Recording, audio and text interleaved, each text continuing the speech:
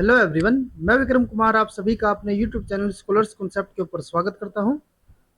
General aptitude से related daily question series के अंदर आज हमारी संडे स्पेशल क्लास है, जिसके अंदर हम प्रीवियस ईयर से रिलेटेड 5 क्वेश्चंस को डिस्कस करेंगे। और आज के हमारे क्वेश्चन सीएसआईआर नेट जेआरएफ 2019 से लिए गए हैं। तो आज का हमारा फर्स्ट क्वेश्चन है question number 82। The decay rate of a certain radio isotope is measured to be 6000 decay per second after 2 seconds and 750 decays per second after 5 seconds. What is the half time of the radio isotope? अब यहाँ पे हमें क्या दिया हुआ है कि कोई हमारा रेडियो आइसोटोप है और उसका जो डिके रेट है ना, वो 2 सेकंड के बाद हमारा कितना था? वो हमारा था 6000 पर सेकंड। ठीक है, 6000 डिके पर सेकंड। ये हमारा कब था? सेकंड सेकंड के बाद। ठीक है, अब उसके बाद क्या हुआ कि जब हमने 5 सेकंड के बाद नोट किया तो वहां पे हमारा जो डिके रेट था वो कितना रह गया? अब 750 डिके पर सेकंड। ठीक है, और ये कब है? 5 सेकंड्स के बाद। अब यहाँ पे हमें क्या बताना है? हाफ टाइम बताना है रेडियो आइसोटोप का। ठीक है, अगर हमारा कोई इस टाइप का क्वेश्चन आता है ना, तो वहां पे हमें क्या करना पड़ेगा कि जो हमारे ये हाफ टाइम होता है ना, हाफ टाइम का मतलब क्या है कि जैसे हमारा इनिशियली जो डिके रेट था वो था हमारा यहाँ पे 10,000। ठीक है, और इसका जो हमारा ये आइसोटोप है, इसके लिए जो हमारा हाफ टाइम है ना, हाफ टाइम यहाँ पे हम सपोज करके चलते हैं, हमारा आ जाता है यहाँ पे 1 सेकेंड। ठीक है, अब यानी कि यहाँ पे क्या होगा कि हमारा 1 सेकंड के बाद जो डिके रेट होगा वो कितना हो जाएगा? इसका हाफ, यानी कि 5000। उसके नेक्स्ट 1 सेकंड के बाद और क्या हो जाएगा? ये हमारा इसका भी हाफ हो जाएगा, यानी कि 2500। ठीक है, और उसके 1 सेकंड के बाद ये दोबारा से हमारा हाफ होकर कितना हो जाएगा? 1250। ठीक है, तो इस तरीके से हमारा जो हाफ टाइम है ना वो काम करता है। अब इस क्वेश्चन के अंदर हमें क्या दिया हुआ है कि हमारा जब हमने 2 सेकंड के बाद डिके रेट नोट किया तो वो कितना था? वो था हमारा यहाँ पे 6000। 5 सेकंड के बाद जब हमने नोट किया तो वो कितना रह गया? हमारा 750। ठीक है, तो यहाँ पे हमें हाफ टाइम बताना है कि जो हमारा ये आइसोटोप है उसका हाफ टाइम क्या होगा। तो यहाँ पे हमें सबसे पहले ये चेक करना पड़ेगा यहाँ पे हमारे कितने हाफ टाइम के साइकिल्स हुए हैं। ठीक है, जैसे कि अगर हम यहाँ पे सपोज करके चलते हैं, हमारा इनिशियली कितना था? ये 6000 था।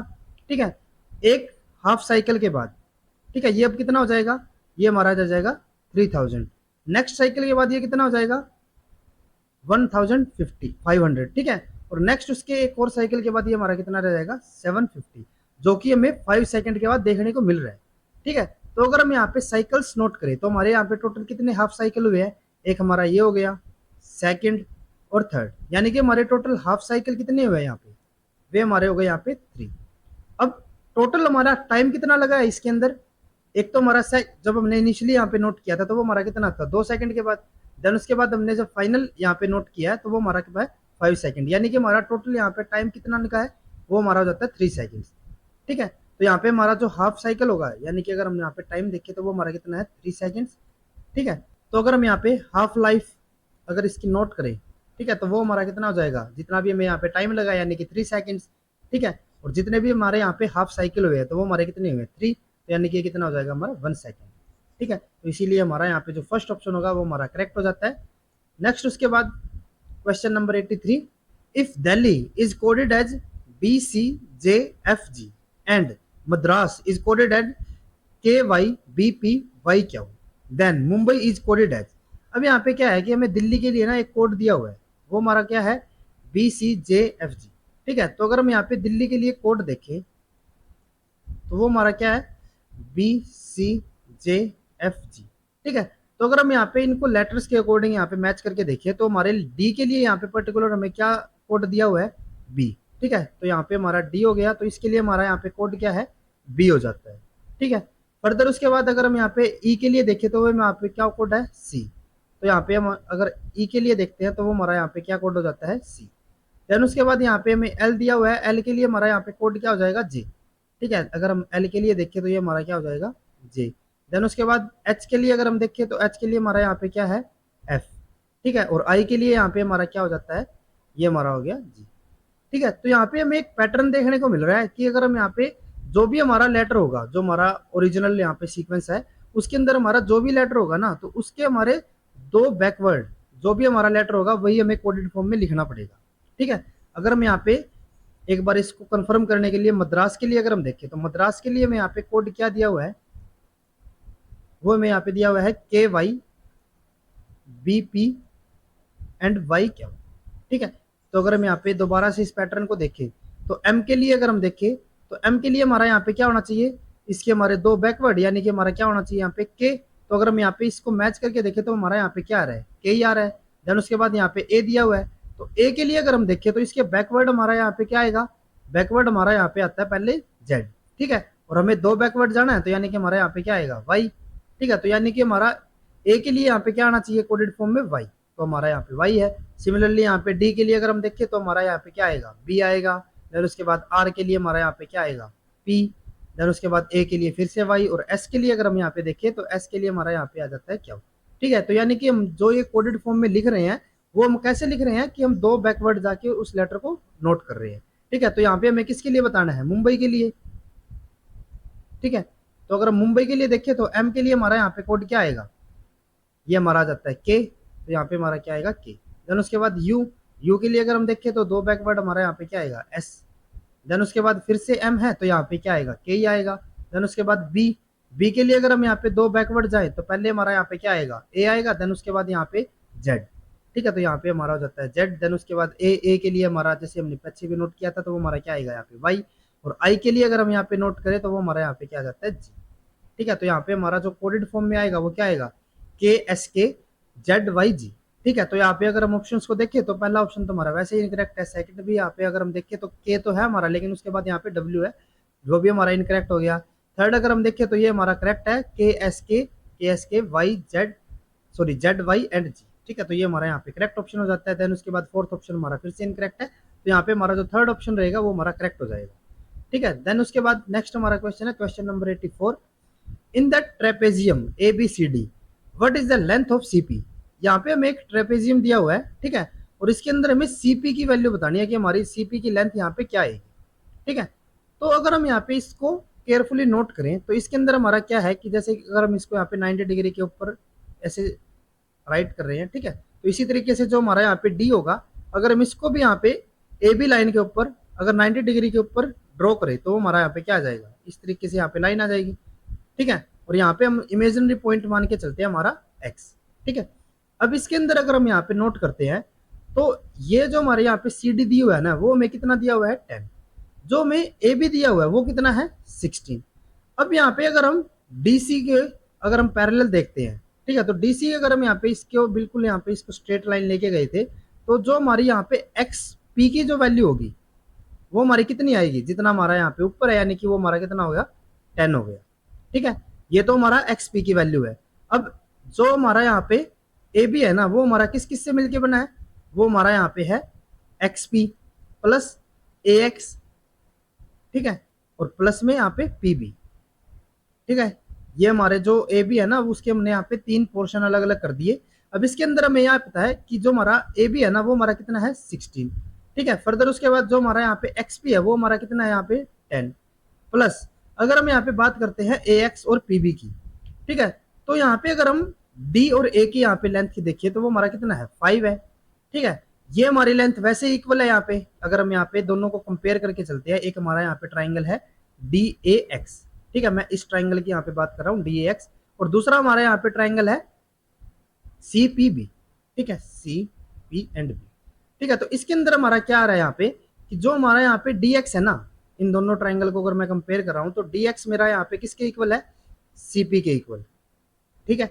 इसी तरीके से जो मेरा यहाँ पे DA होगा, ठीक है, वो मेरा किसके इक्वल है, वो हमारा यहाँ पे वैसे ही 5 दिया हुआ है ना, ठीक है। तो यहाँ पे जो मेरा DA आएगा वो मेरा यहाँ पे आ जाता है CB के इक्वल, ठीक है, यानी कि ये हमारा यहाँ पे क्या आ जाएगा CB, क्योंकि दोनों की वैल्यू यहाँ पे कितनी दी हुई है, 5 दी हुई है, ठीक है। और जो हमारा DX है यानी कि ये वाली जो वैल्यू है वो हमारी क्योंकि 90 डिग्री के ऊपर है ना ये हमारे, ठीक है, और ये भी हमारा यहाँ पे इक्वल है, तो यानी कि ये जो मेरी यहाँ पे DX होगा वो हमारा CP के इक्वल आ जाता है। तो इसका मतलब क्या रहेगा कि जो हमारा यहाँ पे AX होगा वो हमारा किसके इक्वल आ जाता है, PB के इक्वल, ठीक है। इतना क्लियर है हमें, या फिर हम इसको BP भी लिख सकते हैं, वो हमारा दोनों इक्वल है, PB लिखे या फिर हम BP लिखे इसको, ठीक है।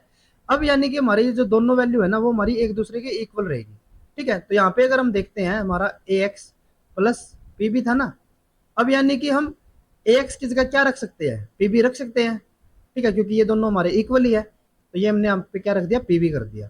अब इसको अगर हम यहाँ पे दूसरी तरफ लेके जाए तो हमारा क्या आ जाएगा 16 माइनस 10, यानी कि हमारा यहाँ पे आ जाता है 6। दूसरी तरफ अगर हम यहाँ पे PB देखें तो हमारे कितने हो गए 2 PB हो गए, ठीक है। और अगर हम पीबी की वैल्यू अगर यहाँ पे नोट करते हैं तो वो हमारी यहाँ पे क्या आ जाएगी, ये हमारी 2 से डिवाइड, ठीक है, तो ये हमारा आ जाता है यहाँ पे 3। तो यानी कि पीबी की वैल्यू हमारी यहाँ पे क्या आई है, 3 आ जाती है, ठीक है। लेकिन हमें यहाँ पे नोट किसकी बतानी है, वो हमें यहाँ पे बतानी है सीपी की, ठीक है, जो कि अभी तक हमारे पास यहाँ पे नहीं आई है। तो अगर हम यहाँ पे बात करते हैं पीबी के लिए, तो पीबी की हमारी यहाँ पे वैल्यू कितनी आ जाती है, ये हमारी हो गई 3, ठीक है। अब उसके बाद अगर मैं यहाँ पे पर्टिकुलर बात करता हूँ सिर्फ ट्राइंगल मेरे सीपीबी की, ठीक है, तो ये हमारा क्या हो जाता है, यहाँ पे एक 90 डिग्री एंगल है, ठीक है। और जब हमारा ये 90 डिग्री होता है तो उसके अंदर मैं पाइथागोरस थ्योरम लगा सकता हूँ, यानी कि यहाँ पे जो मेरा सीपी होगा, ठीक है, जो मेरा सीपी है इसका स्क्वायर, ठीक है, प्लस जो मेरा पीबी है इसका स्क्वायर, इन दोनों के स्क्वायर मेरे किसके इक्वल होंगे, जो मेरा यहाँ पे हाइपोटेन्यूस होगा, यानी कि जो मेरा बीसी आएगा उसके स्क्वायर के इक्वल, ठीक है। तो अगर मैं यहाँ पे सीपी की वैल्यू देखूँ तो सीपी की वैल्यू मेरी यहाँ पे कितनी है, ये तो हमें यहाँ पे बतानी है, ठीक है। तो ये मेरा यहाँ पे सीपी का स्क्वायर यहाँ पे रह गया। उसके बाद अगर मैं यहाँ पे पीबी को दूसरी तरफ लेके जाऊं, ठीक है, तो मेरा यहाँ पे क्या आ जाता है, यहाँ पे BC square minus PB square.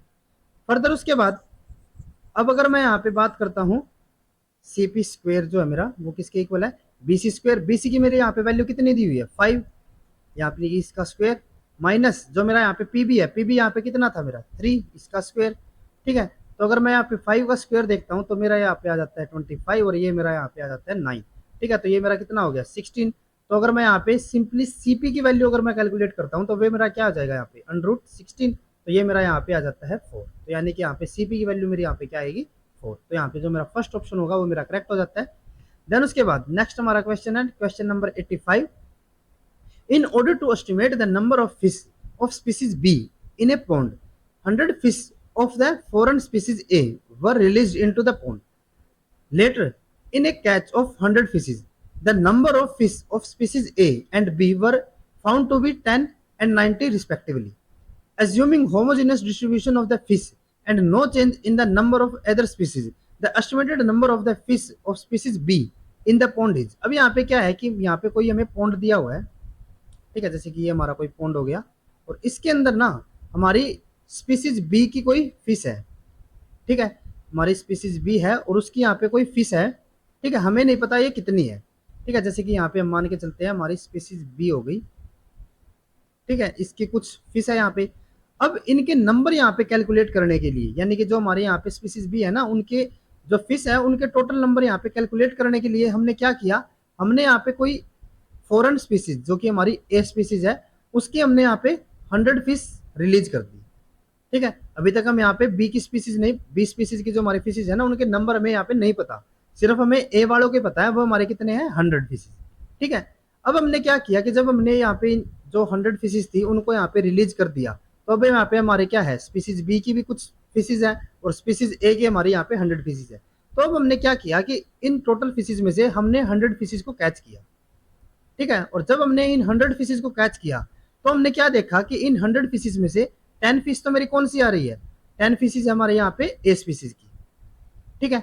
यानी कि हमारे यहाँ पे टोटल 100 में से 10 स्पीसीज जो हमारी 10 फिश है वो मेरी कौन सी आ जाती है ए स्पीसीज की, और बाकी की जो हमारे यहाँ पे 90 आई है इन 100 में से वो हमारी कौन सी आ जाती है बी स्पीसीज की, ठीक है। तो यहाँ पे हमें क्या बताना है कि अगर हमारा जो ये पॉन्ड है वो हमारा होमोजेनियस है, यानी कि यहाँ पे जो हमारी फिश का डिस्ट्रीब्यूशन है वो हमारा कैसा है होमोजेनियस, ठीक है। तो इसके अंदर जो हमारे यहाँ पे 20 स्पीसीज की जो फिशेज होंगी वे हमारी टोटल कितने नंबर में होंगी वो हमें यहाँ पे बतानी है, ठीक है। तो अगर हम यहाँ पे रेशो के हिसाब से बात करते हैं तो जब हमने यहाँ पे 100 फिशेज को कैच किया तो उसमें से हमारे 10 क्या आ रहे हैं ए स्पीसीज के और उससे 9 टाइम्स हमारे यहाँ पे क्या आ रहे हैं बी स्पीसीज के, ठीक है। यानी कि अगर मैं यहाँ पे होमोजेनियस डिस्ट्रीब्यूशन मान के चलता हूं तो जब मुझे 10 फिश मिल रही है कौन सी ए स्पीसीज की तो मेरी इसके 9 टाइम्स यानी कि 90 मुझे कौन सी मिल रही है यहाँ पे बी स्पीसीज की, ठीक है। तो अगर मेरे यहाँ पे होमोजेनियस डिस्ट्रीब्यूशन होगा तो अगर मेरी यहाँ पे टोटल अगर मैं ए स्पीसीज की बात करूँ तो वे हमारी कितनी थी 100 फिशेज थी। तो अगर मेरी यहाँ पे ए स्पीसीज की 100 फिशेज है तो यानी कि बी स्पीसीज की मेरी कितनी होगी, क्योंकि हमारे यहाँ पे जब हमने 100 फिशेज को कैच किया था तो हमारे 9 टाइम्स मिल रही थी ना बी स्पीसीज वाली, ठीक है। तो इसीलिए हमारी अगर रैंडम या फिर हमारा होमोजेनियस डिस्ट्रीब्यूशन है तो उसके अंदर भी हमारी ये क्या होगा इसके 9 टाइम्स ही होगा। तो यानी कि हमारे यहाँ पे जो 20 स्पीसीज है उसकी टोटल फिशेज मेरी कितनी हो जाएगी 900। तो यहाँ पे हमारा जो फर्स्ट ऑप्शन होगा वो हमारा करेक्ट हो जाता है। देन उसके बाद question number 86। Which of the following 7 digit number can not be perfect square. अब यहाँ पे हमें क्या दिया हुआ है कि हमें यहाँ पे 3 अलग अलग नंबर दिए हुए हैं जो कि हमारे 7 डिजिट्स के नंबर है, और उनमें से हमें यहाँ पे बताना है कि हमारा कौन सा नंबर परफेक्ट स्क्वायर नहीं हो सकता। ठीक है, अब अगर हम यहाँ पे बात करते हैं परफेक्ट स्क्वायर, तो परफेक्ट स्क्वायर हमारे कौन से होते हैं, वे नंबर्स होंगे जिनका अगर हम स्क्वायर रूट निकालें तो वो हमारा एक परफेक्ट या फिर हमारा कंप्लीट इंटीजर आए। ठीक है, यानी कि अगर हम जैसे 25 की अगर बात करते हैं तो अगर हम इसका स्क्वायर रूट करें, ठीक है, तो वो हमारा कितना आएगा, 5 आएगा। ठीक है, ये हमारा क्या हो जाता है, इंटीजर है कंप्लीट। ठीक है, यानी कि ये हमारा पॉइंट्स में हमारा नंबर नहीं है। जैसे कि अगर मैं यहाँ पे बात करता हूँ कि अगर हम बात यहाँ पे कर रहे हैं, जैसे कि अगर मैं यहाँ पे बात करता हूँ 3 के लिए, ठीक है, तो अगर हम यहाँ पे 3 का अगर अंडर रूट करते हैं तो वो हमारा कितना आएगा, 1.73। तो यानी कि जो हमारा 3 है ना वो हमारा परफेक्ट स्क्वायर नंबर नहीं है। सिमिलरली अगर मैं 16 की बात करूँ तो वो हमारा यहाँ पे कितना आएगा, इसका अगर हम अंडर रूट करके निकाले तो वो हमारा आ जाएगा 4। तो यानी कि 16 जो होगा वो हमारा यहाँ पे परफेक्ट स्क्वायर नंबर रहेगा। ठीक है, तो भाई यहाँ पे हमें 3 अलग अलग नंबर्स दिए हुए हैं और उनमें से यहाँ पे सिलेक्ट करना है कि हमारा कौन सा नंबर परफेक्ट स्क्वायर नहीं हो सकता। ठीक है, तो अगर मैं फर्स्ट की अगर बात करते हैं तो फर्स्ट हमारा यहाँ पे क्या दिया हुआ है, 4 5 x y z एंड 2 6। ठीक है, अगर जो हमारे यहाँ पे परफेक्ट स्क्वायर नंबर होते हैं ना तो उनकी हमारी कुछ प्रॉपर्टीज होती है। जैसे कि अगर मैं यहाँ पे बात करता हूँ इस नंबर की, तो इसके अंदर जो हमारा यहाँ पे यूनिट डिजिट दिया हुआ है ना, यानी कि लास्ट जो हमारा डिजिट है वो हमारा यहाँ पे क्या है, 6 है। तो अगर हमारा कोई भी नंबर अगर परफेक्ट स्क्वायर है, ठीक है, अगर हमारा कोई नंबर परफेक्ट स्क्वायर है और उसके अंदर जो हमारा यूनिट डिजिट है ना वो हमारा 6 आ रहा है, ठीक है, जैसे कि हमारा पर्टिकुलर इसी कंडीशन के अंदर हमें 6 दिया हुआ है। ठीक है, तो अगर हमारा किसी परफेक्ट स्क्वायर नंबर के अंदर यूनिट डिजिट अगर हमारा 6 है ना तो उसके अंदर जो हमारा टेंथ पोजीशन यानी कि जो उसकी नेक्स्ट पोजीशन होगी तो उसके ऊपर जो हमारा नंबर होगा ना वो हमेशा हमारा क्या होगा, ओड ही मिलेगा हमें। ठीक है, यानी कि अगर हमारा यूनिट डिजिट के ऊपर हमारा जो डिजिट है वो हमारा क्या है, 6 है, तो जो हमारा यहाँ पे टेंथ पोजीशन होगी, ठीक है, वहां पे हमें कौन सा डिजिट मिल सकता है, या तो हमें मिलेगा 1 या फिर 3 या फिर 5 या फिर 7 या फिर 9। अगर हमारे ये नंबर्स है तो हमारी वहां पे पॉसिबिलिटी है कि वो हमारा जो नंबर होगा वो परफेक्ट स्क्वायर हो सकता है। ऐसा नहीं है कि वो हमारा परफेक्ट स्क्वायर ही होगा, लेकिन वहां पे हमारी पॉसिबिलिटी रहेगी कि वो हमारा परफेक्ट स्क्वायर हो सकता है। लेकिन अगर हमारा इनसे अपोजिट अगर कोई और नंबर मिल रहा है, जैसे कि हमें कोई इवन नंबर मिल रहा है, जैसे कि हमारे यहाँ पे क्या मिला है, 2 दिया हुआ है, ठीक है, तो अगर हमें यहाँ पे इवन नंबर दिया हो ना 6 के आगे तो वो हमारा कभी भी परफेक्ट स्क्वायर नंबर नहीं हो सकता। ठीक है, तो यानी कि जो हमारा यहाँ पे फर्स्ट जो नंबर होगा वो हमारा परफेक्ट स्क्वायर नंबर नहीं हो सकता कभी भी। ठीक है, ये हमारा हो गया फर्स्ट के लिए। देन उसके बाद अगर हम यहाँ पे बात करते हैं नेक्स्ट नंबर के लिए, तो नेक्स्ट हमें यहाँ पे क्या दिया हुआ है नंबर, जो हमें यहाँ पे बी नंबर दिया हुआ है वो हमारा यहाँ पे 2x y z 175। ठीक है, अब यहाँ पे हमें जो यूनिट डिजिट दिया हुआ है वो हमारा क्या है, 5। ठीक है, तो अगर हमारा यूनिट डिजिट किसी भी नंबर के अंदर हमारा यूनिट डिजिट आ जाता है 5, तो अगर वो हमारा परफेक्ट स्क्वायर होगा तो उसके अंदर जो हमारी टेंथ पोजीशन के ऊपर जो हमें नंबर देखने को मिलेगा वो हमेशा हमारा क्या होना चाहिए, 2 होना चाहिए। इसका मतलब क्या है कि अगर हमारा कोई नंबर परफेक्ट स्क्वायर है, ठीक है, और जिसके अंदर हमारा जो यूनिट डिजिट है वो हमारा क्या है, 5, तो उसके अंदर जो हमारी टेंथ पोजीशन होगी ना, ठीक है, यानी कि जो यूनिट डिजिट से नेक्स्ट वाला है तो उसके अंदर हमें टेंथ पोजीशन के ऊपर क्या देखने को मिलेगा, हमेशा 2 ही देखने को मिलेगा। अगर 2 है तो हमारी वहां पे पॉसिबिलिटी है, मैं दोबारा से यहाँ पे बता रहा हूँ कि वहां पे हमारी पॉसिबिलिटी रहेगी, ये हमारा जरूरी नहीं है या फिर कंपलसरी नहीं है, ये हमारा कंपलसरी नहीं है कि वो हमारा परफेक्ट स्क्वायर ही होगा। वहां पे हमारी पॉसिबिलिटी हो सकती है कि वो हमारा परफेक्ट स्क्वायर हो सकता है। लेकिन अगर हमारा यूनिट डिजिट 5 है और उससे हमारे जो टेंथ पोजीशन है उसके ऊपर हमें 2 के अलावा कोई और नंबर दिया हुआ है तो वो हमारा कभी भी परफेक्ट स्क्वायर नहीं हो सकता। ठीक है, जैसे कि अगर मैं यहाँ पे एग्जांपल लेके चलते हैं, हमारा 5 है और अगर मैं इसका अगर स्क्वायर करता हूँ तो वो हमारा क्या आएगा, 25। सिमिलरली अगर हम यहाँ पे 15 लेके चले तो वो हमारा क्या आएगा, 2 to 5। देन उसके बाद अगर मैं यहाँ पे बात करता हूँ 25 के लिए तो वो हमारे यहाँ पे क्या आएगा, 625। तो तीनों केसेस के अंदर आप देख सकते हो कि यहाँ पे हमारा अगर यूनिट डिजिट 5 है ना तो हमारा टेंथ डिजिट के ऊपर क्या मिल रहा है, 2। यहाँ पे भी क्या मिल रहा है, 2। यहाँ पे भी हमें क्या मिल रहा है, 2। तो यानी कि यहाँ पे अगर मैं पर्टिकुलर इस क्वेश्चन की अगर हम बात करते हैं तो यहाँ पे हमें यूनिट डिजिट तो क्या दिया हुआ है, 5 दिया हुआ है, लेकिन जो हमारी टेंथ पोजीशन है तो उसके ऊपर हमें 7 दिया हुआ है, तो ये हमारा कभी भी परफेक्ट स्क्वायर नहीं हो सकता। ठीक है, तो यहाँ पे बी ऑप्शन भी हमारा यहाँ पे एलिमिनेट हो जाता है, यानी कि वो भी हमारा जो परफेक्ट स्क्वायर होगा वो नहीं हो सकता। ठीक है, देन उसके बाद अगर मैं यहाँ पे बात करता हूँ हमारे लास्ट नंबर की, तो सी नंबर में यहाँ पे क्या दिया हुआ है, एक्स वाई जेड 3 3 10। ठीक है, अब यहाँ पे हमें यूनिट डिजिट क्या दिया हुआ है, यूनिट डिजिट हमारा यहाँ पे है 0। तो अगर हमारा कोई परफेक्ट स्क्वायर नंबर है और उसके अंदर जो हमारा यूनिट डिजिट है ना वो हमारा 0 है, तो जो उसकी टेंथ पोजीशन होगी ना वो हमारी हमेशा किससे ऑक्यूपाई होगी, 0 से ही। यानी कि अगर हमारा यूनिट डिजिट के ऊपर 0 है तो जो हमारा यहाँ पे टेंथ पोजीशन होगी उसके ऊपर भी हमारा क्या मिलेगा, हमें 0 ही मिलेगा। अगर वहां पे 0 है तो वो हमारा क्या हो सकता है, परफेक्ट स्क्वायर हो सकता है। जरूरी नहीं है कि वो परफेक्ट स्क्वायर ही होगा, वो हमारा परफेक्ट स्क्वायर हो सकता है। लेकिन अगर हमारा यहाँ पे यूनिट डिजिट के ऊपर 0 है और जो हमारी टेंथ पोजीशन है उसके ऊपर हमें 0 के अलावा कोई और नंबर दिया हुआ तो वो हमारा कभी भी परफेक्ट स्क्वायर नहीं हो सकता।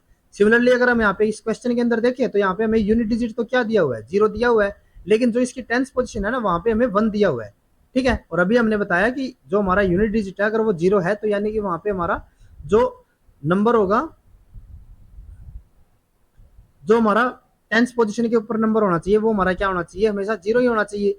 ठीक है, लेकिन यहाँ पे हमें क्या दिया हुआ है, 1 दिया हुआ है, तो इसीलिए ये हमारा यहाँ पे ऑप्शन एलिमिनेट हो जाता है, यानी कि ये भी हमारा कभी भी परफेक्ट स्क्वायर नहीं हो सकता। एक और चीज आप यहाँ पे ये भी याद रख सकते हो कि हमारा अगर कोई नंबर परफेक्ट स्क्वायर है ना, ठीक है, यानी कि वो अगर हमारा परफेक्ट स्क्वायर नंबर हो सकता है तो उस केस के अंदर जो हमारे यहाँ पे लास्ट के डिजिट होंगे ना, अगर हमारा 0 है, ठीक है, तो वो हमारे डबल नंबर में होने चाहिए। जैसे कि अगर हम यहाँ पे बात कर रहे थे कि अगर हमारा यूनिट डिजिट 0 है तो यानी कि हमारा जो टेंथ पोजीशन है ना वहां पे भी हमारा क्या होना चाहिए, 0 होना चाहिए। या तो हमारी लास्ट में 2 0 हो, या फिर हमारी लास्ट में 4 0 आ रही हो यहाँ पे, ठीक है, या फिर हमारी लास्ट में क्या आ रही हो, 6 0 आ रही है। ठीक है, कभी भी ऐसा नहीं होगा कि हमारे जो लास्ट में अगर हमारे यहाँ पे यूनिट डिजिट हमें 0 दिया हुआ है तो वो अगर हमारे यहाँ पे ओड नंबर में होंगे, जैसे कि यहाँ पे हमारा सिर्फ एक ही 0 है, या फिर यहाँ पे कितनी है, 3 0 आ जाती है, या फिर हमारे यहाँ पे क्या आ जाती है, 5 0 आ जाती है। तो अगर हमारी इस कंडीशन में अगर कोई नंबर दिया हुआ है जिसके अंदर हमारा सिर्फ लास्ट में एक 0 है, या फिर हमारी 3 जीरो है, या फिर हमारी यहाँ पे 5 जीरो है, तो वो नंबर हमारा कभी भी परफेक्ट स्क्वायर नहीं हो सकता। जैसे कि अगर हम यहाँ पे भी देखें तो यहाँ पे हमारा क्या है, सिर्फ एक ही 0 में दी हुई है, तो ये हमारा कभी भी परफेक्ट स्क्वायर नहीं हो सकता। यानी कि इन तीनों नंबर में से हमारा कोई भी कभी भी परफेक्ट स्क्वायर नंबर नहीं हो सकता। तो अगर हम यहाँ पे ऑप्शंस को देखते हैं तो पहला ऑप्शन हमें यहाँ पे क्या दिया हुआ है, ओनली ए, ये हमारा इनकरेक्ट होगा, क्योंकि अगर हम यहाँ पे नंबर्स की बात करें तो तीनों नंबर ही हमारे क्या हो सकते, कैन नॉट परफेक्ट नंबर है, यानी कि हमारे तीनों के तीनों ही परफेक्ट नंबर नहीं हो सकते। यूं नहीं है कि सिर्फ हमारा ए ही होगा, तो इसीलिए हमारा ये ऑप्शन इनकरेक्ट हो गया। देन उसके बाद यहाँ पे दिया हुआ है ओनली बी, सिर्फ ओनली बी नहीं, हमारे तीनों के तीनों ही नंबर यहाँ पे परफेक्ट स्क्वायर नहीं हो सकते, ये भी हमारा इनकरेक्ट है, ये भी हमारा इनकरेक्ट है। तो जो हमारा यहाँ पे फोर्थ ऑप्शन दिया हुआ है कि हमारे तीनों के तीनों ही नंबर परफेक्ट स्क्वायर नहीं हो सकते, ये हमारा यहाँ पे करेक्ट ऑप्शन रहेगा। ठीक है, तो अगर आपको ये वीडियो यूजफुल लगी हो तो please like and share this video, और जनरल एप्टीट्यूड से रिलेटेड इसी तरीके के क्वेश्चंस करने के लिए please subscribe to our YouTube channel scholars concepts. Thank you.